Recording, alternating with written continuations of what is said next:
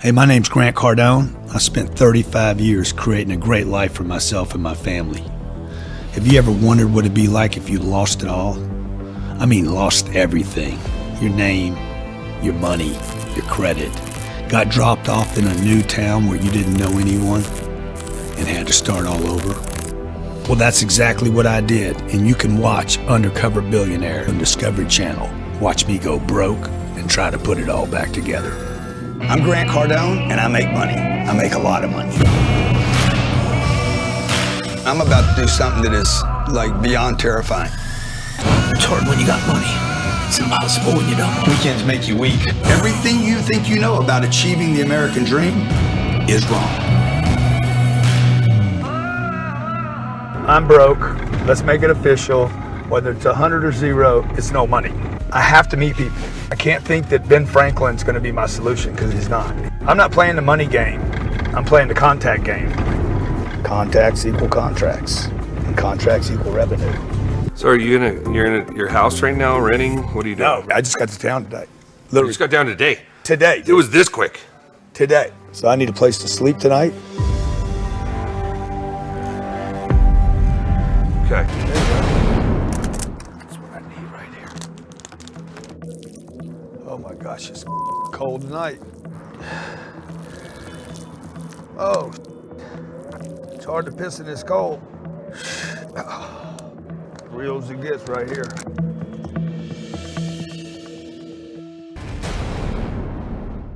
What's up? This is Alaric Ong, and today I'm here with Aengus James, and he's the producer of this show called Undercover Billionaire. I watched season 1, Undercover Billionaire, and the next one I think Grant Cardone is going to be one of the stars, and that's why I'm interviewing Aengus about, you know, what is it like producing this show Undercover Billionaire.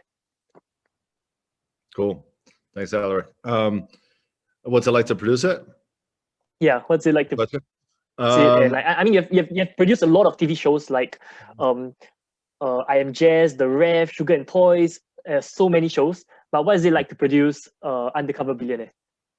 I mean, one of the things about this show that makes it really interesting is just how I think scary it is for the entrepreneurs. You know, we're taking people that are very high net worth individuals, we're stripping them of their wealth and their name recognition and all their contacts, and we're dropping them off in a city they don't know anyone. We literally changed their name. You know, they have sort of an alias that they go by, and they have to build a business worth $1 million in 90 days, or they lose $1 million of their own money. They're making $1 million bet on themselves. So it's a wild ride. It's sort of like, you know, one of those where you're watching someone sort of like really I think descend into like madness in a way. You know, it's really stressful on them. It's a very stressful, intense show to make on the crew, because there's a lot at stake.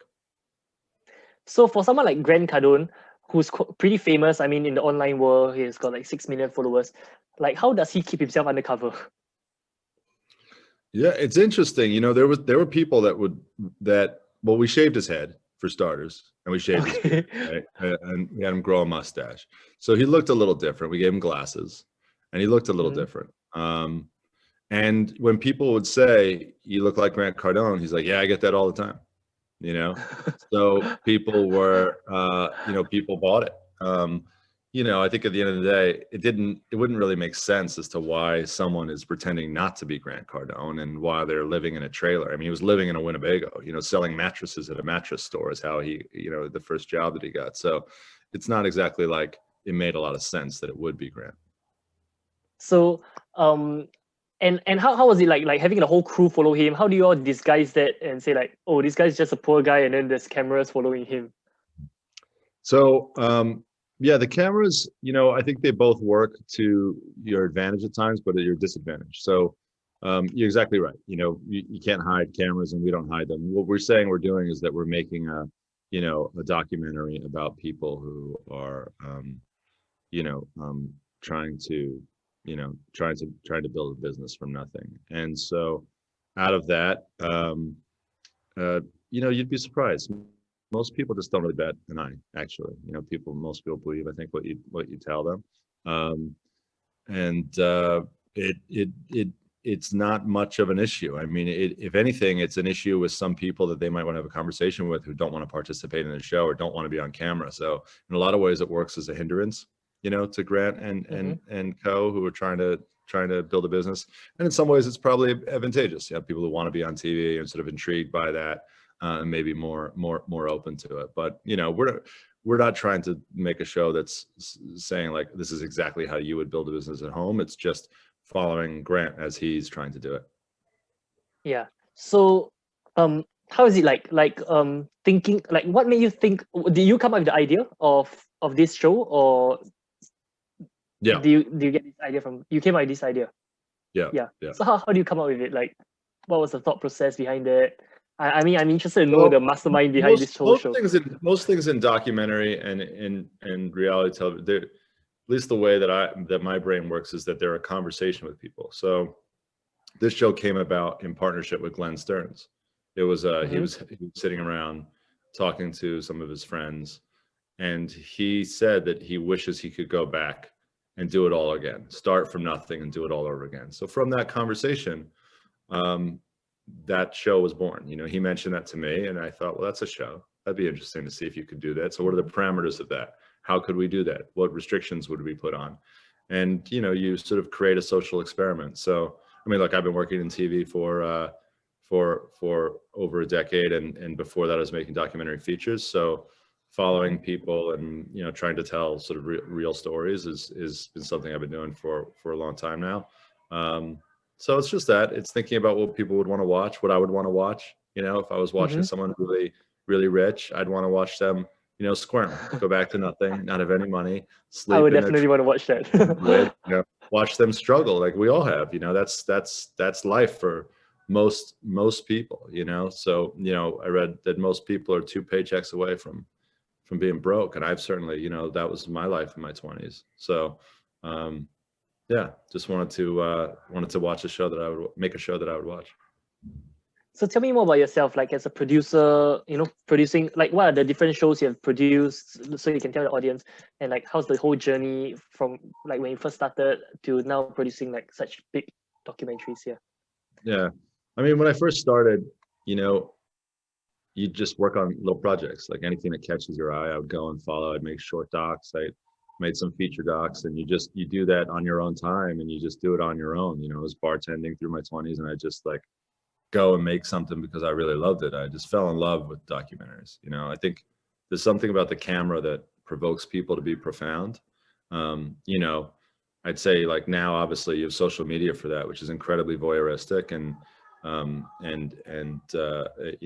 experience. And so I think a lot of this can be had through just social media. But what I like to do is tell sort of more complex, longer form stories, right? So, and I like to have stories to have a beginning, middle, and end. I like to sort of figure out how to take all the complexities that's a person and whittle them down to sort of like a character that I can make sense of, that we can make sense of, and how that person fits into this story, and how that story, ends up being a journey for them, and with an arc and a climax and a beginning and end, when real life just goes on and on.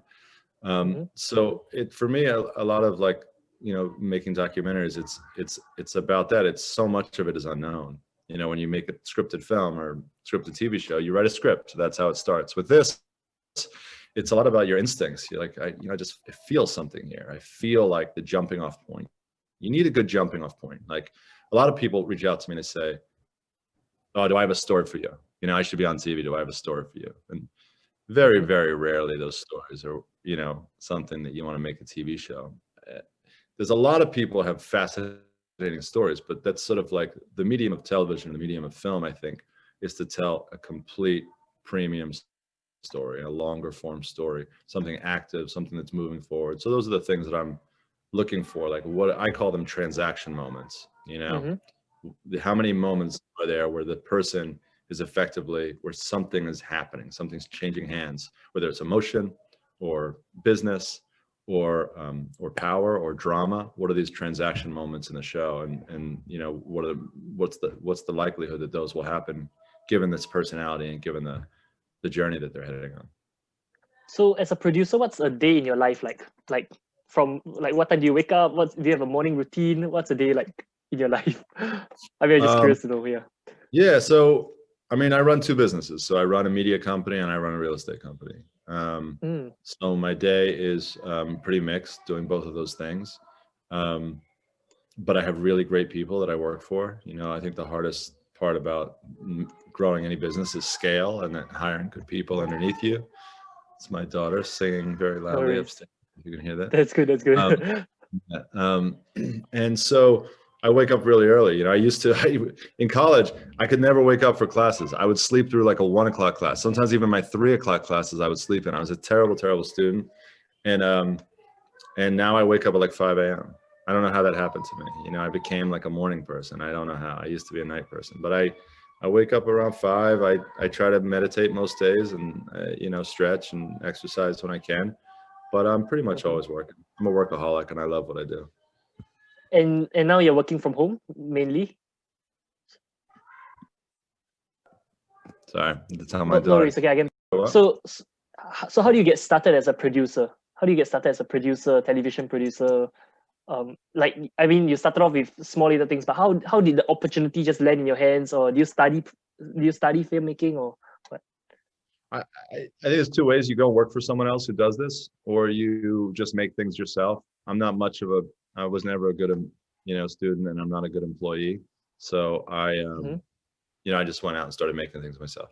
And so if you make things yourself, eventually, hopefully you're making something that people want to buy, that people want to do. And after you do that, you start meeting some connections. I mean, when I moved to Hollywood, I literally didn't know a single person.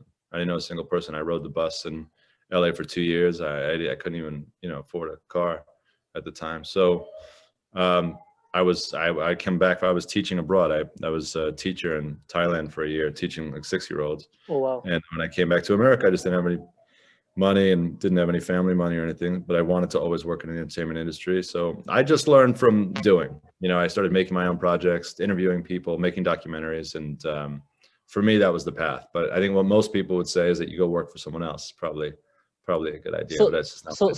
So at first you started like just self-produced, self-published, and then you went on to go to Hollywood, like out of the blue. Like how do you just get like, I don't think anyone can just go into Hollywood and, you know, just be a producer, right? They have to have some form of connections or money, or, you know. No, I didn't have any of those things. I literally didn't know a single person. And like I said, I was riding the bus and I was a bartender. So yeah. You just make things. I mean, you can distribute, you know, look, you're a content creator, you know, you're putting content out all the time. So if your content starts getting watched and starts getting coveted and people start reviewing it and saying, wow, this is really great, you know, then people are going to want to be in business with you, right? It's hard. I'm not going to say it's not hard. It was really, really hard.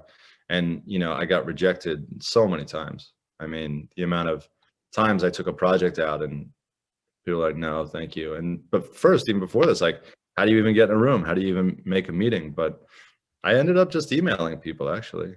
I would find someone who worked at a network and I just emailed them, said I have a project. I think that's harder to do now, but you know, I also had I had a track record at the time. I had made a feature documentary. Then I got a job working for a pretty famous director. I worked for Barry Levinson for a couple of years, who was, you know, he made like Rain Man and Good Morning Vietnam and a lot of these classic movies. But he had out. I was just like a field director for him and going to make documentaries. So I think you just make things. That's my advice. Just keep making content, make good content, you know, learn how to, you know, lean into the content that you want, whether it's short form, long form film or TV or what have you. And then just keep pushing, asking people to watch it. Okay, so tell me more about the two businesses that you run. I know you have a media company called This Is Just a Test Media or something like that, and a real estate company. Yeah, tell me more about them. Yeah. So my media company is called This Is Just a Test. We predominantly do nonfiction, but we did do an animated series called Sugar and Toys, which is like just a show I love. It's created by this guy Carl Jones, who did Boondocks and Black Dynamite and Brian but most of the time, you know, we're creating like reality TV or documentary film. We recently did a project called Scandalous, which is about the true story of the National Enquirer. And the National Enquirer you know, you probably don't remember them, but when I was a kid, the National Enquirer was like, it's like it was the biggest like tabloid, you know, it would be on like magazine shelves when you check out at a grocery store. And it sort of was like, it sort of became the, you know, the originator of propaganda in America, I think, in modern day propaganda in America. So we made a story about that. We have a tabloid president on the way out. So there's certainly, you know, I was sort of, you know, fascinated with the idea of tabloid culture and sort of a presidency. I wonder how long it'll be till like when's the next time we have like really a social media, you know, president or something like that. It'd be like PewDiePie is going to be president one day or something. So I think it will happen really soon. I think a social media so, president will happen really, really soon. Yeah. I mean, Trump is in some way, but I don't mean Twitter. I mean more like like a personality, like a personality online. I think you're right. I think it's going to happen soon. So what was the question again about just how do I split my time between the two, or how do I divide? No. It's just like what does this is just a media do, you know? Oh yeah, what does your real estate company do? So this is a test. So we produce reality film and documentary. We mostly make our money on reality TV, and what I love to do is make documentaries. I just don't usually make money making documentaries. That's my passion. But yeah, so about a little over a decade ago, first time I ever had money in my life, I bought a building. I bought a triplex, and I loved it. I loved it. I loved the process of like renovating a building, redesigning it. And what happened is like, you know, at the time I was 30. So, but you know, all the tenants that came were like 25, 26, and they just, young people really always loved to rent in my spaces. And so I just kept growing it. And I just believe that like, there's so much of the way that we live right now is ridiculous. You know, most landlords suck. They're terrible. Like honestly, ask your friends, like who likes their landlord? Very few people are like, yeah, I like my landlord. Everyone's like, my landlord sucks, because most landlords suck. They're greedy. They're sort of like mean. They don't fix your stuff when it breaks, you know, and you just like, so you pay all this money to rent a place that is not that fun. It's not a fun experience. There's no brand that owns that space. So my thinking was like, there must be a way to bring affordable, but also aspirational living to young people. You know, when I moved to LA, I was able to rent in Koreatown. I rented this, it was a terrible apartment, but Koreatown's nice now, but it wasn't nice back then. I rented this place and I paid like $650 a month, you know? It was nothing. I could make that in a week bartending. So now when you come to LA, I know like people who work for me who are in their 20s, there's like 3 of them sharing a 1-bedroom apartment, like living in like little closets and stuff because you can't afford the rent. So I just think it's crazy. It's crazy that we pay so much of our income to landlords, and what do we really get for it in exchange? So in our buildings, we have some of the most affordable apartments in LA. We usually tend to have a wait list to get into the buildings, and there's a real sense of community in there. Everybody in the buildings, they're mostly in their 20s. They're all creatives or entrepreneurs or doing something interesting. So people in the buildings tend to collaborate and work together.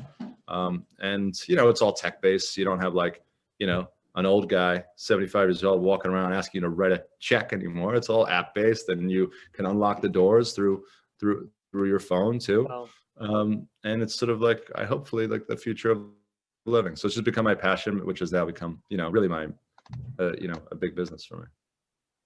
So will you say like you're an entrepreneurial person since young, or will you say you're an entrepreneurial person? I really am an entrepreneur. And the thing about making television is that you get to be an entrepreneur over and over again, because every show is like a new business, you know, and every building in real estate is kind of like a new business too.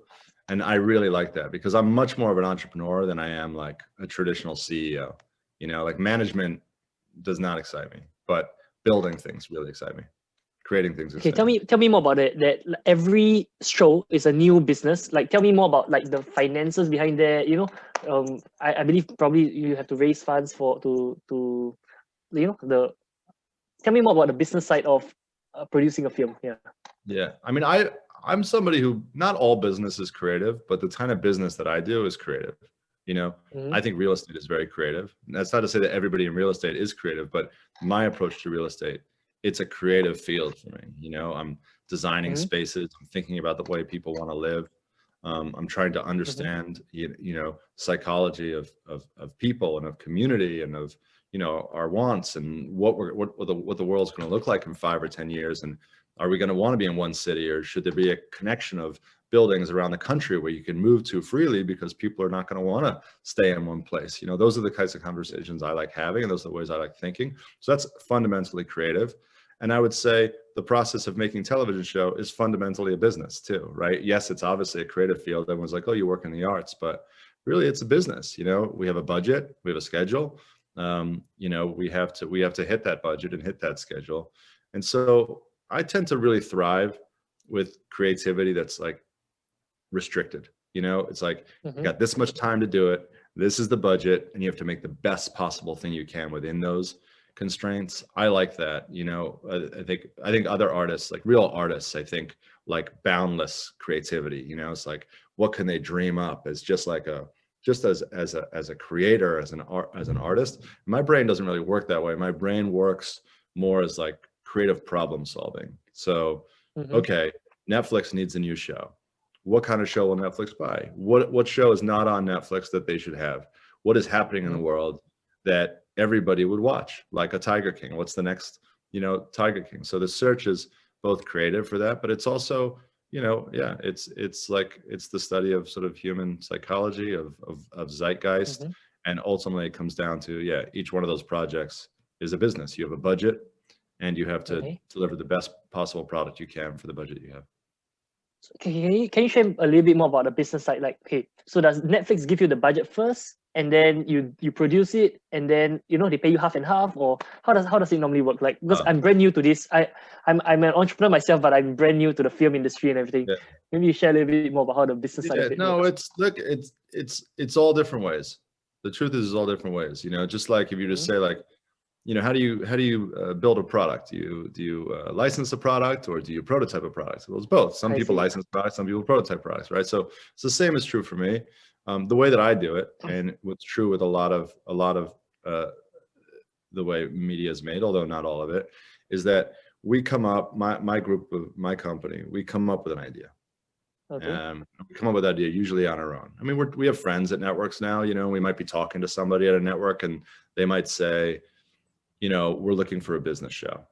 And so what we do is we presume that everybody's going to bring them a very obvious thing. Like, how about a business show where, like, you know, we take, you know, a CEO and swap places with another CEO or something like that, right? Like, a lot of people will have that idea.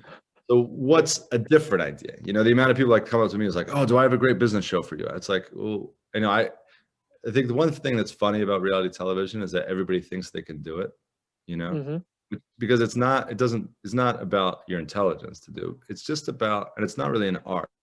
It's more of a craft, and it's more of an understanding of human psychology. But, you know, you have to understand that there are really smart people who work in reality TV who spend their entire days thinking up shows. So most of the shows that anyone's going to pitch you, you've thought of before. But I went off on a tangent. I was going to answer about a network. So then we'll develop this idea, and we'll say, okay, who could be in that idea? Or is there someone out who does that? Like, one thing that I've been really fascinated with lately is death, you know, this idea of death. And if you think about it, there's no television show that, you know, no non-scripted television show that talks about death. There was 6 Feet Under. There's scripted shows that talk about death.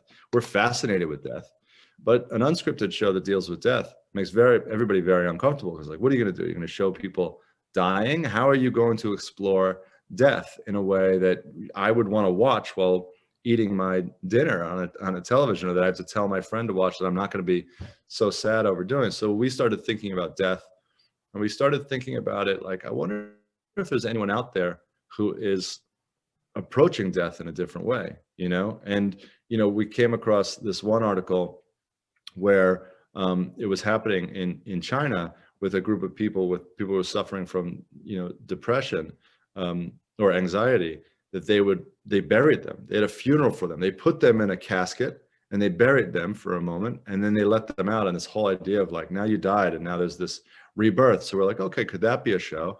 Or we met this person who, she calls herself a death doula. You know, she's from Nigeria, I think.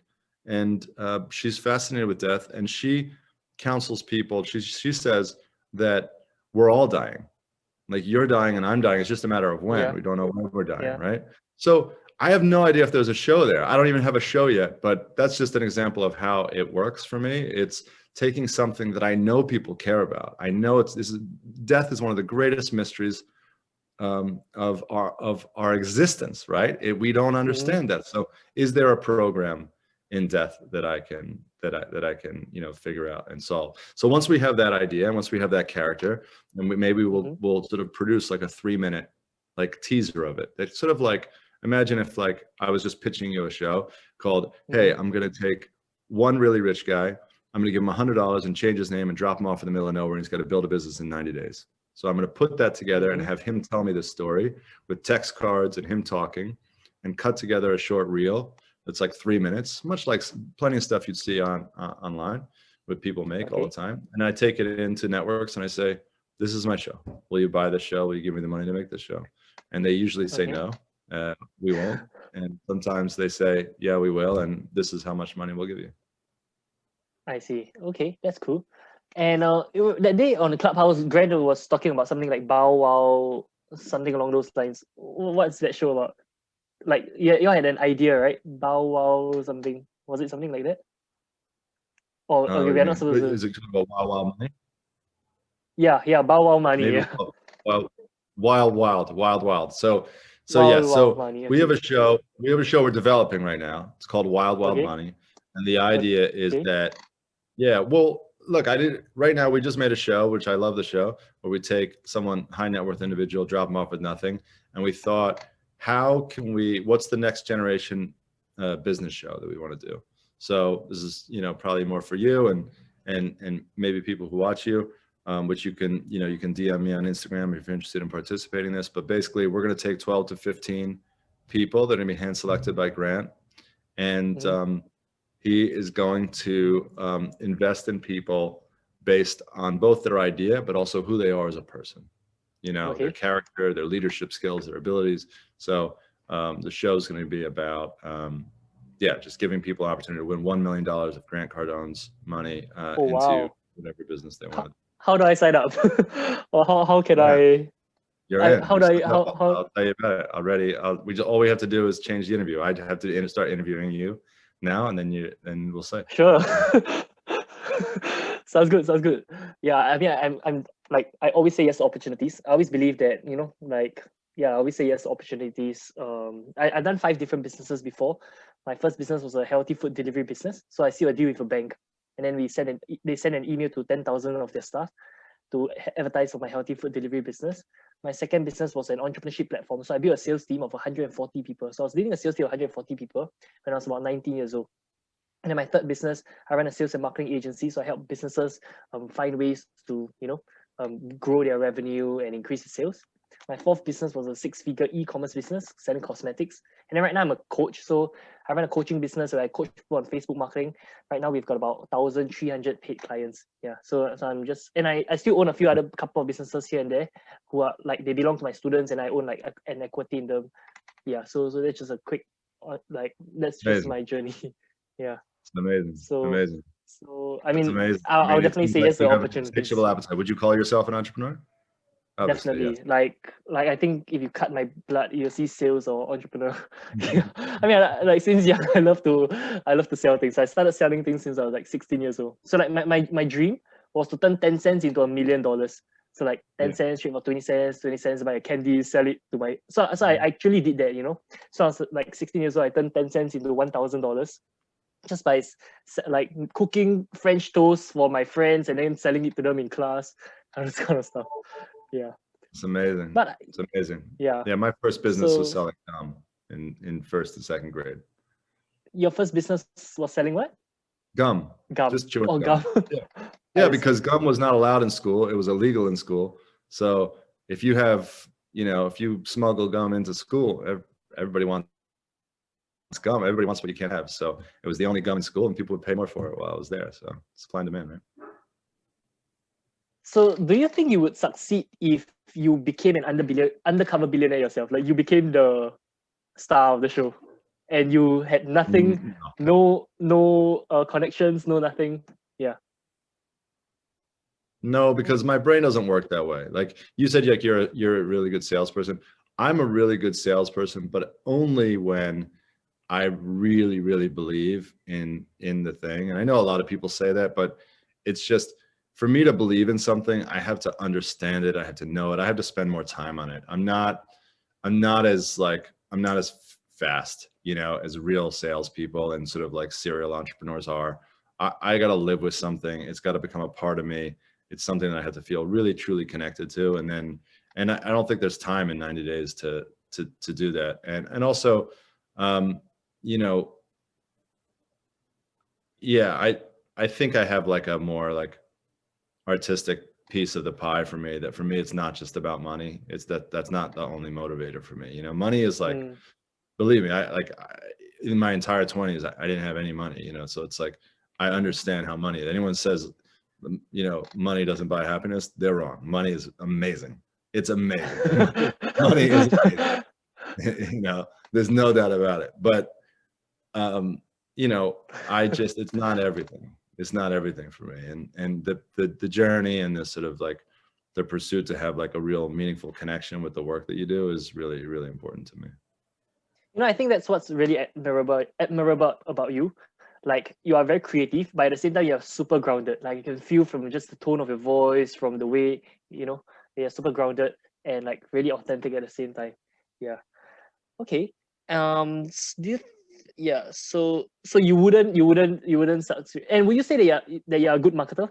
Like, if, okay, let's say you wanted to market a product, do you think that you could market any product with just, you know, with what you have? No, I'm not. I don't think I mean, you know what I am good at? I'm good at like, I'm good at like more like political marketing. My brain goes there where I could come up with like, you know, I could always come up with sort of like good slogans for sort of like political movements and things like that. But marketing, I don't really have that. I don't really have that brain. I have the brain of telling a story, right? So, and a complete story. So it's like, if you were someone where you're just like, where I am good, it's just like, and more with people. Like if you're like, hey, I'm having a hard time figuring out my brand or my story, I'd say, tell me your story. And then I'd say it back to you. And I think that I'd be able to distill your story into a way that was both true and accurate, but also entertaining, you know, and had an arc to it. I think that's more of my thing than just like a brand marketer. I don't have as much of a connection, I think, with inanimate objects as people. So when would the show Undercover Billionaire like air? Is it live already? It's not live yet, right? Yeah. So right now, Discovery Plus is like, I mean, Discovery is doing what other, you know, streaming services are. They started their own streaming service. From my understanding, it's very cheap. It's like $4 or $6 a month. So, and I think you can cancel it anytime. So if you go to Discovery Plus, you can download that and download the show and watch it. And also, you know, for anyone that still has, well, if you have Hulu or something, Discovery is on Hulu. So you can watch it on Hulu. It's on Wednesdays at 9. Wednesdays at 8 o'clock. Sorry, from Wednesdays at 8 to 10. And after 10 o'clock, you watch season 1, you said, right? Yeah, I watched season 1, the full season 1. Yeah. So Glenn Stearns, who's the star of season 1, he does another show, a spinoff this year called Comeback City, where we take him back to Erie, where we took him for season 1. But now we ask him to see how many businesses he can save in 30 days. So he tries to save as many businesses as he can during COVID in that amount of time. So it's pretty cool. So the first episode of for season 2 is out already, or yeah, is it out already? The first episode's out already. The second one premieres tonight, so that'll be episodes 2. But they're 2-hour episodes, so it's like it's a lot of content. You know, you can really I'll definitely go subscribe. You've been on Clubhouse lately, right? Yeah, I've been on Clubhouse, and I mean the value on Clubhouse is crazy. Like yeah. So you could spend, like, you know, everyone's spending like hours and hours on Clubhouse. I think Undercover Billionaire in total is like across all the series and all the things like 30 something hours. So if you wanted to just lock yourself in a room, you can have all the Undercover Billionaire you want for days on end. Oh, I'll definitely like it. Sounds good. All right. So if anyone wants to follow you on social media, or do you have any website for people to go for? Yeah. So the production company website is an acronym for This Is Just a Test. So you can do www.thisisjustatest, or just do TIJAT.com, tjat.com. Our Instagram handle for TJAT is at TJAT Media, TIJAT. This is just a test media. I'm Aengus James. It's with an E though, AENGUS _ James on Insta and Clubhouse where we're hanging out right now, spending all our time. Just Aengus James. Will you be on Clubhouse tonight? Yeah, man, I'm addicted right now. I'm so addicted. That sounds good. I'm trying to raise trying to meet some investors for real estate on there. What are your goals on Clubhouse? My goals are just to meet more people. I so far I've met a lot of like successful people. Like just this afternoon I was talking to Myron Golden and I was talking to Joshua B. Lee. I used to interview like JT Fox, George Ross, who was the former right hand man of Donald Trump. A lot of those people. What's your idea for a TV show? You got a TV show for me? An idea for a TV show? Yeah. Turning 10 cents into $1 million, like in cash, like not like equity or something. Okay, you can't ask me off the bat, like But how do I apply? How do I apply for Grant Cardone's new show? I'm gonna let you know. I'm gonna let you know as soon as we're cast for it. Really, I think you'd be great for it. I'd love to have you on. Sounds good, man. Yeah, send me all the. It'll be the first time I'm on a TV show. Thanks, man. Okay, so I'll just stop this recording, and then for those of you who are watching in, make sure you like, comment, subscribe, share, and follow Aengus. Okay, I hope you enjoyed this interview, and we'll see you real soon. Alaric, Grant Cardone here. Great to see all the success you're having in Singapore. Electrify the world, bro. Is that what you want to do? Why don't you just give them the truth? The right people will find you, man. If you're telling the truth, if you're authentic, transparent, you don't even need to get them jacked up about it.